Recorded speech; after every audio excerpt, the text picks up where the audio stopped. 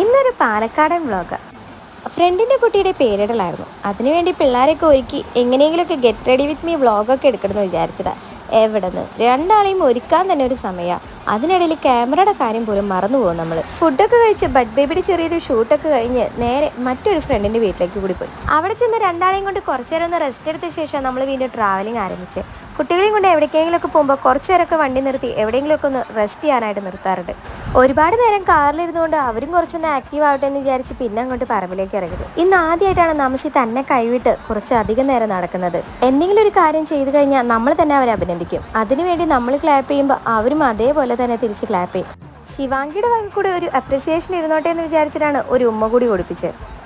സീറ്റിന്റെ അടിയിൽ തൊള, അത് ഞാനിട്ടതാ. ഈ തുളയിൽ കൂടി കാലിട്ട് എണീറ്റ് നിന്ന് വണ്ടി തള്ളണം. വണ്ടി തള്ളാൻ വേറൊരു തന്റെ സഹായം വേണ്ട. കളിയൊക്കെ കഴിഞ്ഞ് റോട്ടിൽ നിന്ന് തിരിച്ചു കയറ്റാൻ നേരത്തെ ഇതാണ് അവസ്ഥ. ഭയങ്കര ബഹളായിരിക്കും.